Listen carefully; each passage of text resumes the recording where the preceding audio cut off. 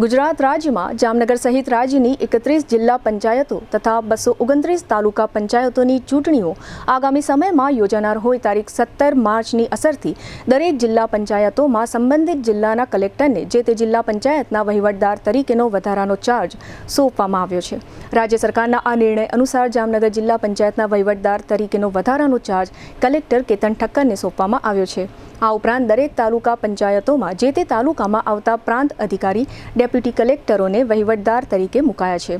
દ્વારકા તથા કલ્યાણપુર તાલુકા પંચાયતોમાં વહીવટદાર તરીકે દ્વારકાના પ્રાંત અધિકારીની નિયુક્તિ થઈ છે। તેમજ ખંભાળિયા તથા બાણવડ તાલુકા પંચાયતોમાં પ્રાંત અધિકારી ખંભાળિયાની નિમણૂક વહીવટદાર તરીકે થઈ છે। જામનગરના ધ્રોળ તથા જોડિયા તાલુકા પંચાયતોમાં વહીવટદાર તરીકે ધ્રોળ પ્રાંત અધિકારી નિમાયા છે તથા જામજોધપુર અને લાલપુરમાં પ્રાંત અધિકારી લાલપુર વહીવટદાર તરીકે નિમાયા છે, જ્યારે જામનગર તથા કાલાવડમાં પ્રાંત અધિકારી જામનગરને વહીવટદાર બનાવાયા છે।